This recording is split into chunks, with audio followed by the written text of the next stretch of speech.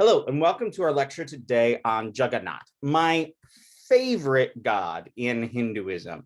Now, Jagannath, his main temple can be found in a seaside town called Puri, which is a delightful town. I've been to it and stayed there probably 5 or 6 times. I've been to his big festival that they have every summer. I've been to it twice, and you'll see some pictures of that festival in this lecture today. So Jagannath is a triad of deities, effectively. When people talk about Jagannath, they pretty much mean the Jagannath Triad, these 3 figures that consist of Jagannath all the way on the right, who is considered to be Krishna, though we'll see that's a little dicey.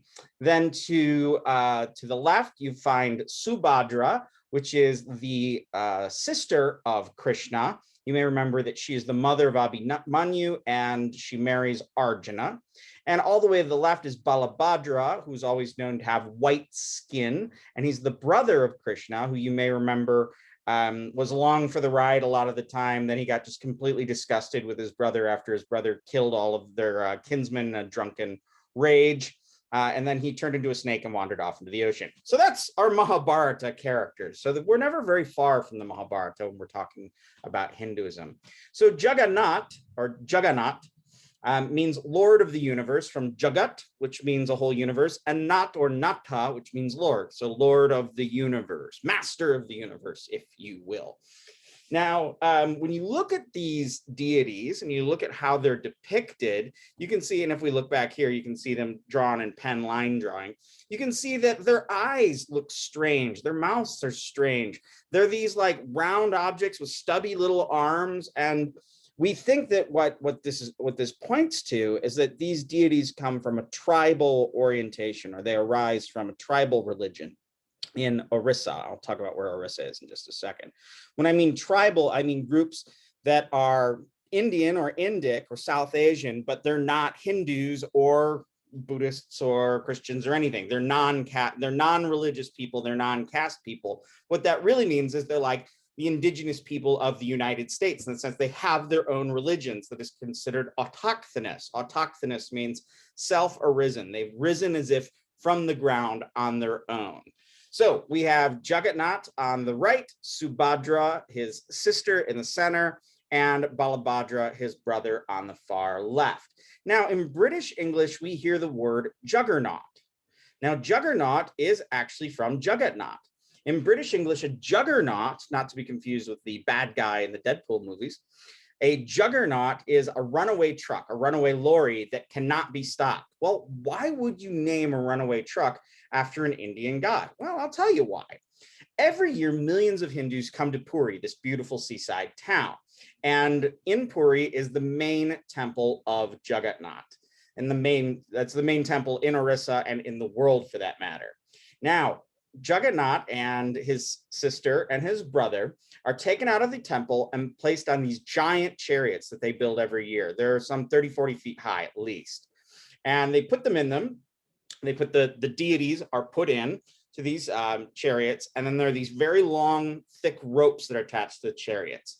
And what happens is the crowd pulls these 3 chariots, and they pull them for about 2 miles to another temple. And that in that temple, they rest for 2 weeks. It's like Jagannath goes on summer break, and he goes and hangs out at this goddess temple that's about that far away. Now, in practice, what I usually experience is everybody picks up the ropes, pulls it for a couple meters, then puts them down. Picks them up, pulls for a couple meters, and puts them down, because everybody wants to get a chance to get their hands on the rope and pull God. So that's kind of how they start. Once they pick up, they can actually kind of haul a little bit. The festival happens in midsummer. It's really hot. And the very festival is called a Rath Yatra, literally a car or a chariot festival. Now, every day a few people die. These days it's due to heat exposure. But in the past, people would regularly get crushed under the wheels of these chariots. And when you see the size of the throngs of people pulling these massive chariots, you can see how that would happen. Some would say that you were instantly liberated from life and attain liberation if you're crushed in this way. When the British witnessed these events, they were appalled, and hence they got the idea of calling a runaway truck Jagannath, just like these chariots. Now, Puri is a lovely temple town that is transformed during this festival. And suddenly this sort of small town goes to have 1 million or more people. And then you understand why in the main streets, they're like really big. They're really like some of the widest streets that I've ever seen in India. Why are they so big? Well, every now and then they pull these giant chariots down them, so they have to be pretty big. And that's a younger shaven-headed me. I loved that time. I love being in Orissa. Okay, so like I said, Puri is sort of on the coast here of Orissa. You can see Orissa on the map here. And Orissa is south of Bengal and north of Andhra Pradesh. So south of all those Bengalis we've talked to, and north of all those Andhra Pradeshi Vedic guys. See, you've got story and content knowledge from almost all the major geographies of India at this point. Now, Jagannath is worshipped throughout Orissa. Orissa, in fact, is said to be his kingdom, and all who dwell there are thought to live under his power and protection. In fact, common greeting and salutation as people sort of meet one another is to say, victory to the kingdom of Jagannath in Oriya, the language that they speak there. So there are innumerable Jagannath sites throughout Orissa. One thing that you should know about the temple in Puri is that no non-Hindus are allowed in there, and absolutely no Westerners. Even if you're a Westerner who identifies as a Hindu, you ain't getting in. So one of the reasons why I make a point of going to the festival, I like the festival, but one of the other reasons why is just to see the deities, because there's no chance to see those deities at other times. Now, there are other Jagannath temples all over the place that Westerners can get into, but the main one that we're going to be talking about today, it's no non-Hindus, no Westerners are ever allowed into it. You'll even see in the documentaries that I've assigned today that they don't show the inside of the temple because nobody should see the inside of the temple. It's considered to be that pure that and to have a non-Hindu go in there would defile the temple. Not a lot of Hindus don't argue this. This is only one place. Well, it's not one. There's some places you can't go as a Westerner, but most Hindu temples will let you right on in, as long as you're respectful.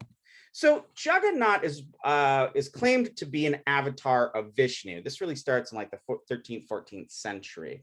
But we can see many layers of deities who were condensed into becoming Jagannath, who is later identified with Krishna. His festival is one of the great festivals and pilgrimage sort of sites for Hindus, and many see Jagannath as a powerful incarnation of Krishna. Folk in Puri don't really talk about this Krishna aspect to all that much, or they downplay it because Jagannath is truly a sort of independent deity for them. And I like this picture that I found of Jagannath sort of as Krishna. It sort of amused me there with him playing with the flute. You don't really see art like that. Jagannath in Puri, Jagannath is always depicted as sort of like a round head with big eyes and stubby little arms. He's not depicted in a more sort of anthropomorphic manner. When pilgrims come to Puri, they're more likely to stress this notion of Jagannath being Jagannath being an avatar of Krishna. Now, the original deity of Jagannath, through the wonders of religious condensation, is shifted from being an independent god who's associated with a post of wood, a tribal deity of some form. And what happens is there's also a deity, and I'll get into this later, named Ekapada Bhairava, or it could be a Shivalinga. All of the Ekapada Bhairava is like 1 foot, and then it's a Bhairava body on top of it. All of these sort of look like just sort of posts that people worship, and you find people worshiping posts all over coastal Andhra and Orissa. So that's probably the earliest version of it. Over time, you see that he becomes, he's given a wife. That wife is Lakshmi. And as long as he's going to have a wife, Lakshmi, soon he gets identified with Narasimha. Now that's interesting because Narasimha clearly was an avatar of Vishnu from the get-go. Well, no. Narasimha, in fact, has a whole bunch of roots in Shaiva Tantra and Buddhist Tantra and early Shivaism. In fact, before Narasimha was claimed as being a Krishna entity, he was a Shaiva entity. Now, things get more interesting when they take Narasimha and they associate Narasimha and Jagannatha with Purushottama. Purushottama is the form of Krishna who's worshipped in bhakti in Andhra Pradesh and Tamil Nadu. So when bhakti comes in, they say, oh, Jagannath is Purushottama. And then if he's Purushottama, that means he could be Krishna. Now, if he's Krishna, people get uncomfortable with him having a wife there. I mean, for a lot of reasons. A lot of bhakti people aren't too much into overt eroticism, and there's a lot of eroticism in Lakshmi and Narasimha. And I'm going to go over this argument like 2 more times. So what they do then is they take his wife and they move her from one side of him to the other side of him and make it his sister. And as long as they got a sister, they might as well add Balabhadra, his brother. Krishna is always described as being dark. Balabhadra is always described as being white. Intriguingly, in scriptures, when Subhadra is described, she's described as looking like Krishna, or looking like Subhadra, or looking like Balabhadra, all these Bhadras, looking like Balabhadra, but having the color of Krishna. So that's all bets are off. And then finally, you'll see this little tiny Jagannatha over here on the right. Well, there's a 4th sort of entity called Sudarshana. Now, Sudarshana is either one of Krishna's other sisters in the scripture, or Sudarshana is his chakra, his powerful weapon. What we see here is there was probably a small post that was used as a temporary idol that could be moved around, was portable. And over time, they just said, well, that portable idol, that's just going to be Krishna's chakra. See how that kind of all works? Don't worry, if you didn't get it, I'll explain it again some more. Now, this festival is also performed outside Puri and Orissa, even internationally. I've attended one in Nashville at a large Hindu temple there, which was really kind of fun. And one of the biggest other car festivals outside of Puri is in Bengal. Bengal's a little nearer to Orissa than Nashville is. Okay, so, but where did this triad, this odd triad, come from? Can we recover its history? And in doing so, uncovering this history, how can we see the dynamics of how Hindu gods shape and change over time? It is not just temples, but the deities themselves have histories. What I'm really pushing at here is I want you to see how deities have histories, and they aren't always the same, and they haven't been the same since time immemorial. Throughout this class, you've seen how deities change over time. In this study, we can see both the processes of Hinduization, in which tribal or autochthonous deities are made into and claimed by Hindus, but we can also see Sanskritization, where these deities are further raised in status by placing their names, liturgy, and rites into pan-Indian translocal Sanskrit idioms. These processes are how you go from a deity worshipped in homes or shrines that can steadily transform into a deity with a large temple and with Sanskrit puja rites and liturgies. So the term Sanskritization was coined by Tulsi Srinivasa's father, in which he said the process by which a low caste or tribe or other group take over the customs, rituals, beliefs, ideology, and style of life of a higher caste. I said before, it's like when a person of color sort of tries to pass as a white person in order to gain better social status in the United States. And there's a whole genre of literature and American literature about this passing, about what it means to pass. Okay, so the temple and the images. Like I said, and if you look at the temple, you'll see it's large. On the right, you can see in an earlier version, you can see that it's walled. There's the main Jagannath temple, and then there are all sorts of other little temples around it. Of course, I've never been in any of these places because I can't, because I'm a white guy. So this Jagannath Triad is a group of 3 deities that are really unique to and in India. They are worshipped, and folks are devoted to all 3 of them as a single entity. So when people say Jagannath, they don't just mean the guy at the right. They kind of mean everybody. They are considered to be 3 deities, but there are 4 deities because the smallest 4th one that you can kind of see here on the right is actually a what do you call it? It's the power. It's said to be Krishna's chakra, but my guess is originally it was a portable sort of deity that maybe they moved around before they started taking all the deities out during the festival. Okay, so the large temple is temple to Jagannath is open all year, and it's a common pilgrimage place. It is, however, closed to all non-Hindus and foreigners. There's no use of even trying to get in if you are not really, really Indian looking. The images are made of wood, which is anomalous. Most images in India are made of stone or bronze. Their iconography is notably tribal. And when I say tribal, I mean autochthonous, risen from the ground on their own.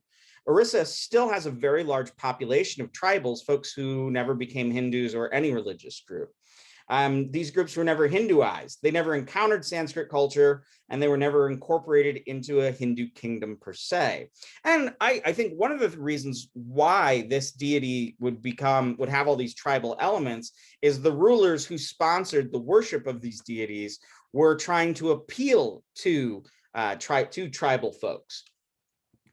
Okay, so the images are made of wood. In particular, they're made of neem wood, which is a type of wood that's sacred to a goddess, and it's also from which we get a number of like neem tree oil and a number of Ayurvedic and allopathic medicines. Being made of wood, however, they degenerate. Look at this Jagannath over here on the right. So these aren't the main Jagannaths. Well, the main Jagannath is up on the right, the little one down to the right, because you can get these tiny little Jagannaths all over the place that people sell. So the images are made of wood. So being made of wood, they degenerate and they need to be repaired and rebuilt. And their yearly trip on the chariot takes some wear and tear and beats them up a fair bit. So every 8, 12, or 19 years, depending on the lunar calendar, the images start to really show signs of decay, and they perform a ritual called the Nava Calavera. Here, low caste and non-caste Dalits actually find a sacred neem tree, cut them down, and fashion the trunks into images from the tree trunks. So here again, we see they go to tribals and Dalits and underclass people, not to sort of Brahmins and wealthy sophisticates, to build these icons, but they go to Dalits once again. The limbs of the tree are actually stored in the temple to replace the broken arms. If an arm breaks, they keep more limbs from the tree around. Okay, yeah. In the Nava Calavera ritual, there's an intriguing part of it, and we don't really know what happens in this part. And when the government did a study of it in the 1950s, the Brahmins evidently let them observe absolutely everything in this ritual to make new Jagannath deities, but they also said, you can't see this one part. So what's that one part? So what happens is they cut off the tops of the old images, and there's a secret item that's inside. That secret item is taken by blindfolded Brahmins and put into the new images, and only then are they painted and their eyes are painted on and they actually come to life. So what is that secret thing? Maybe it's a relic. Maybe it's bones from Krishna or the Buddha. One guy said it's the actual heart of Krishna. My guess is it's probably an inscribed mantra, or maybe a mystical diagram of some form. I think some folks have speculated that they're little pieces of metal that are inscribed with mystical diagrams. So finally, after that secret shift happens, they put the heads back on and they paint the eyes. And a Brahmin is the one that paints the eyes and brings the deity properly to life. I mean, as wooden images, they were especially easy to be manipulated and reinterpreted. I mean, if you look at their imagery, it's kind of vague. You could call these any deity. The only thing that really looks like Krishna per se here is that he is black. And Krishna means black, or a blue so dark that it appears black. Some ruler may have wished to change these wooden images to stone, but the ritual conventions of how they should be worshipped and how everything works were so set, literally set, that they could not change them into stone. So the worship of these wooden images, I think, goes back far, far, far, far into the past, that they were always worshipped as wooden images. However, a ruler could reinterpret these deities. We find remnants of older god forms such as Narasimha or Ekapada Bhairava or whatnot in the form of the liturgy. The liturgy and iconography of these deities shows us older strata of these god forms. Notably, in the liturgy, we hear mention of Bhairava, Shiva, Narasimha, and Lakshmi, and various other goddesses. Okay, so there are no other major deities in India that are worshipped with wooden images like this. So it's really unique. All right, so who are the three in this triad as we see them today? Well, we have Jagannath, who's all the way on the right. Now, Jagannath is considered the main focus of worship in this cult. He's conflated with Purushottama. Who is Purushottama? Purushottama is a grand form of Vishnu or Krishna that is common south of there. So as they kind of tangled with the kingdoms to the south, they found a way, the cult found a way to take this notion of Krishna and Bhakti and put it on top of Jagannatha. Now, originally, we think he was probably an Ekapada Bhairava. Now, you look at these Ekapada Bhairavas, and what does he look like? Well, it looks like a Bhairava with 1 foot, only 1 foot, not 1 foot as in he's missing a foot. He only has 1 foot. And there is some other speculation that Ekapada Bhairava is derived from either a linga, which does make some sense, but could also be derived from the gnomon. A gnomon is, if you're looking at a sundial, the little piece that sticks up in the center that the sun comes over and casts shadow on, that's called a gnomon. So maybe there could be something there too. All right, he has stumpy little arms and legs. He has stumpy arms. He's black in color, black like Krishna, and he has circular, notice his eyes here. When you look up to the image to the left, notice he has circular eyes, not the almond-shaped eyes that you see in the others. Okay, yes, he is also considered to be Krishna. Now, we see in earlier forms of Jagannath, and I'll talk about this in a second when I talk about the elaboration of this cult, that he's, and we find in the liturgy, he's worshipped with all these mantras to Narasimha, which makes us believe that before we have Jagannath as we see him, he was worshipped as Narasimha. And I was actually doing some screwing around on the internet, and I found that there are, and I was going to include a picture, but I didn't, that they have pictures of the Jagannath Triad here, where the Jagannath on the right has like fangs, and looks a little bit lion-like. So people have embraced this notion of he's originally Narasimha. We remember that Narasimha was the half man, half lion. We have references to him in older texts, and then he was sort of the last deity to be incorporated into the 10 avatars of Vishnu. However, if you look at other lists of the 10 avatars of Vishnu, you'll see sometimes they include Jagannath as one of the avatars of Vishnu. So who's Subhadra? Subhadra is yellow. She has no arms, in fact. She's considered to be the sister of Krishna, more accurately Balabhadra. So Balabhadra and Krishna are actually like half brothers, but Subhadra and Balabhadra are proper brother and sister. She resembles actually a tribal goddess who's been Hinduized called Kambeshwari or Stambeshwari, the lady of the post. She also seems to originally be some sort of a Shakta goddess. So a goddess organized, or a goddess worshipped by people who are solely devoted to the tantric goddess. At an earlier time, she was a consort to the Subhadra. The earlier strata of Subhadra would have been as a consort to Narasimha.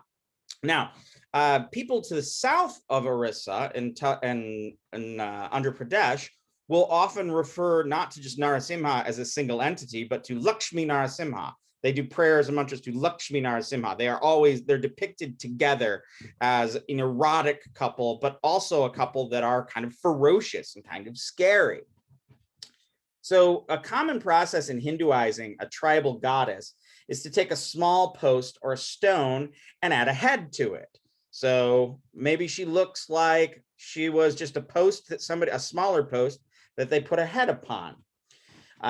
So in this process, we can guess that an earlier version of her was as a small stump or a stone or something like this, who was worshipped, that had a head put onto her, and then we get Subhadra as we see her now. To the far left, we have Balabhadra. He's all the way to the left. He's white, not unlike Balabhadra, the brother of Krishna. He has arms, and he also has the almond-shaped eyes that Balabhadra and Subhadra both share. He's also considered to be Shiva. So this is the intriguing thing. Narasimha, before he was really embraced as the Vaishnavas, was very Shiva-like. Balabhadra, when you have all of the Mahabharata stories about Balabhadra and Krishna, Balabhadra, he has all these resonances with Shiva. So he's a very sort of Shaiva figure. He's also associated with the divine serpent Ananta, He is generally connected throughout India with worship of Nagas, so the serpent dragons that live under the ground. So here we now have a proper trilogy. We have a theological unity where this triad is can be considered Krishna, whereas we have a goddess in the center who can be considered Lakshmi or Durga, and then all the way to the right you have Shiva. So sometimes people say there is a trinity in Hindu culture of Vishnu, Shiva, and the goddess. Well, here you really do have a Vishnu, Shiva, and the goddess all depicted together. Finally, you have here's from the Mahabharata. We can see that Krishna is a dark blue and Balabhadra is white. We can see Balabhadra with his plow and his association with snakes. And on the right is a white picture, or is a picture of Balabhadra with his sort of white depiction in the Jagannath Triad. Finally, we have Sudarshana. Now, Sudarshana is a little tricky to understand. Sudarshana is the fourth image, usually found all the way to the right and a little bit in front. He's depicted as sometimes a very tall post and sometimes a very small post. One guess is that this was originally a portable image. So he could be taken places and people could do worship for him, and it would be like you had brought Jagannath with him. Later in time, he becomes associated with Krishna's discus, which is also called Sudarshana, which means something like good looking. Yes. Okay. So how did all of this change? Well, what we know about this cult and these groups, we really know from an organization called the German Orissa Research Project. Here you had German and Oriya scholars seeking to understand the history, literature, and religion of this era. And for 5 years, they went back and forth having conferences in India and in Germany in the 70s, and they all worked together on these projects. And one of the kind of the cool things that we're reading here is for our reading today, which was written by Anshalat Eschmann, also Hermann Kulke, and Mr. Tripathi. All that really shows is a young scholar, Eschmann, Kulke, a senior scholar who's still around. I used to teach a textbook he taught, and a indigenous person from Orissa. Now, I like to mention Eschmann especially because she actually died of malaria while doing research in India. She was trying to figure out sort of the history and practices surrounding Jagannath, and was traveling into these really jungly areas and really rural places. You may remember Orissa a little bit because we've talked about it before. We talked about the state before when we read that journalistic account of the woman who married a snake. All right, so what's the argument? The overall argument is that Orissa in Eastern India has a wide number of influences. And since it's never been fully developed or woven into a pan-Indian sort of Hindu culture, many of those early influences remain. A large factor,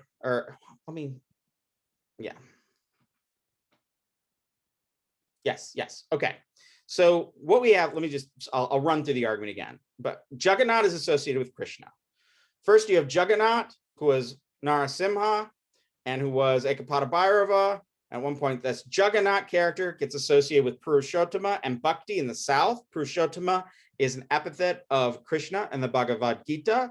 Once Krishna is established, they get rid of his wife and bring in a sister, and then bring in his brother. So then there's I missed a part here. Okay. We'll go. Let me just say a couple of things about Orissa again. Okay, so like I said, Orissa is in Eastern India and it has a wide range of influences. There's lots of goddess worship. There's lots of worships of trees and stones. There's lots of non-Brahmins who perform ritual activities. There's a lot of snake worship. Many of the tribal goddesses were turned into Hindu goddesses, mostly Durga, Kali, and Chamunda. This is consistent with what goes on in Bengal to the north of there. So a process in which a goddess becomes sort of Hinduized is that they'll take an image of the goddess and they'll put her by an aniconic image, like of a stone, and thereby they marry the aniconic image to the goddess. Over time, the iconic image comes to be worshipped more and more.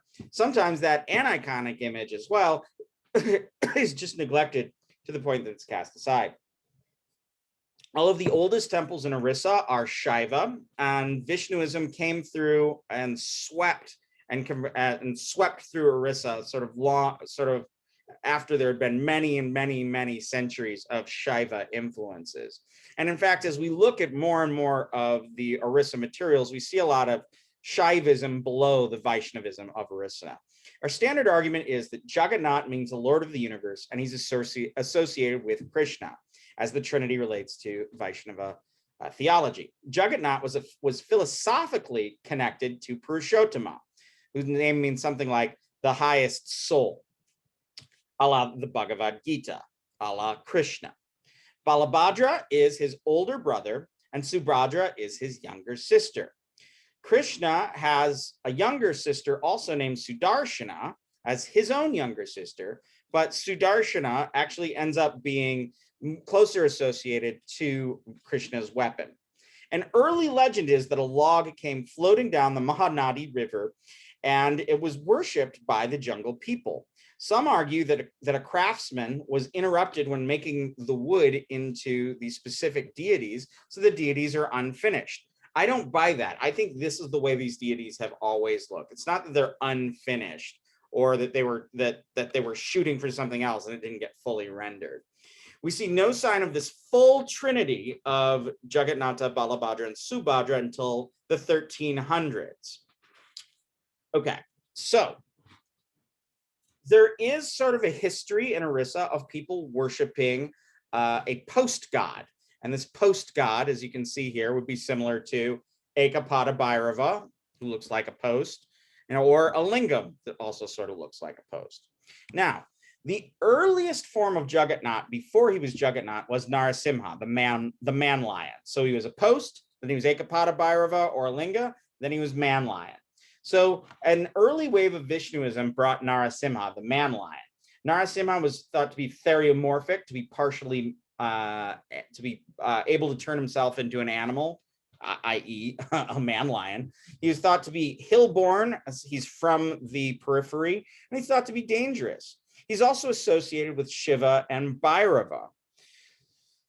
Going back further, we posit that there was a god who was a wooden post who was rendered into Ekapada Bhairava, the one-footed Bhairava, who obviously resembles a post. These earlier figures were Shaiva, and remember that most of the deities that we're talking about today have their roots in Shaivism, and in fact, most deities in India have the roots were in Shaivism. I mean, the thing is, the understanding of all of Hinduism as being very Vaishnava is really only for the past 600 years or so. Before that, it was the age of Shiva, and before that, it was the age of the Vedas. Okay, so Jagannath is associated with Narasimha at some point before 1300 CE. In a text called the Skanda Purana, which is actually a later text, there is a terribly wrathful version of Narasimha who is claimed, of course, to be the original version of Jagannath. And Jagannath is declared by the rishis to be worshipped with Narasimha mantras. They say he should be worshipped as Narasimha, with Lakshmi on his lap as his consort, and Balabhadra, the snake, shielding him. And I've got an image of this later. This is even said to be his Purushottama, or his highest man form, that associates him with Vishnu Bhakti to the south. The presence in these texts shows that, what we're reading in these texts shows that before there was a Krishna as Jagannatha, we have a general Bhakti of Purushottama, there was Narasimha. And before that, there were others. There were those other Shaiva deities.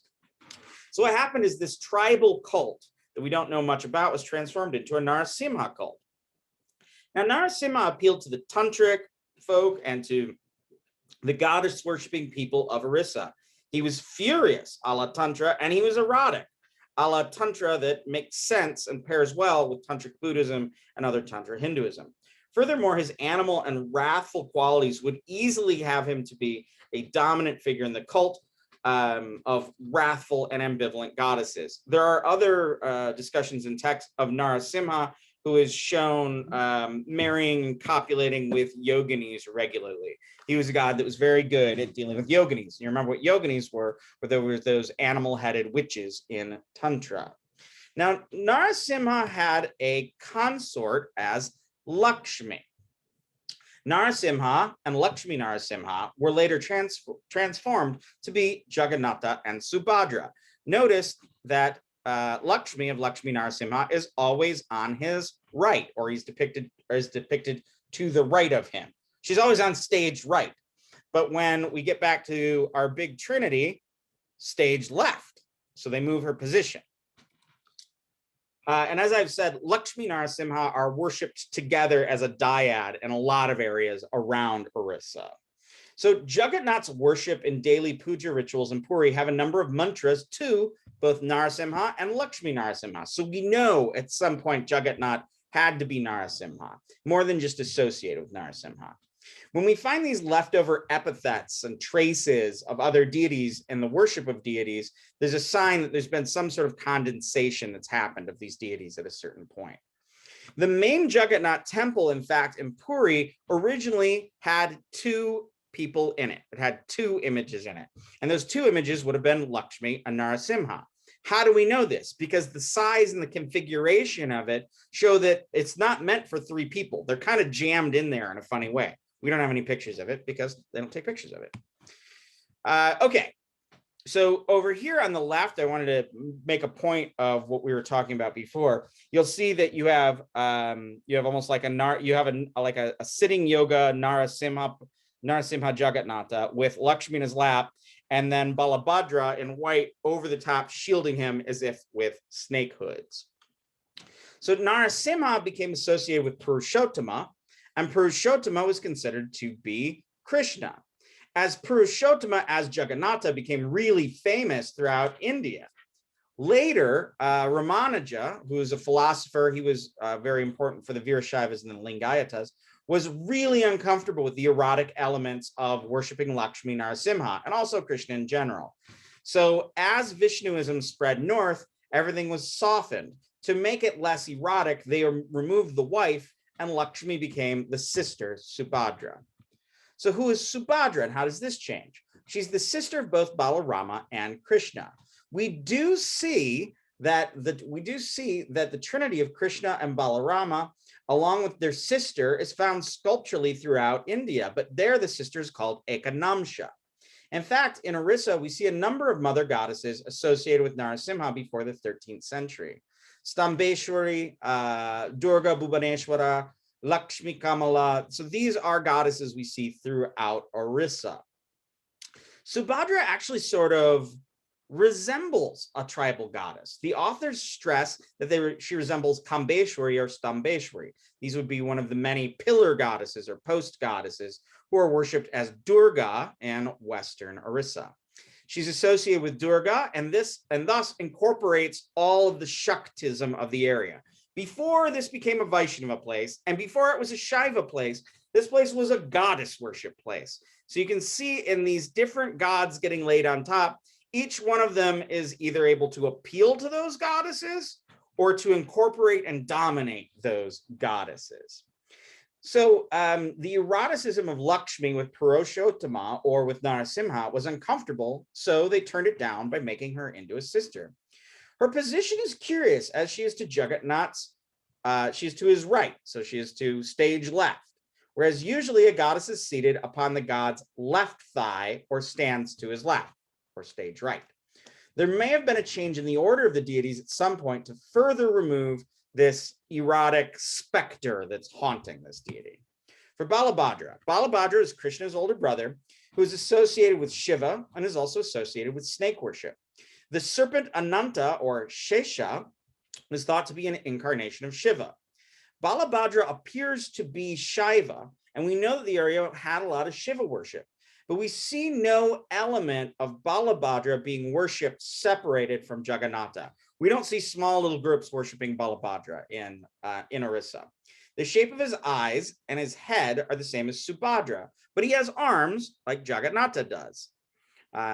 See, he has arms. You can see in the center there. He's also associated with a snake hood. Images of Lakshmi and Narasimha are often depicted with a snake hood sheltering them. Do I have a picture of that? Not really, sorry. Oh, I do over here. Up here into the upper right, you can see the snakes above Lakshmi Narasimha. Okay, let's let's get back to where we were.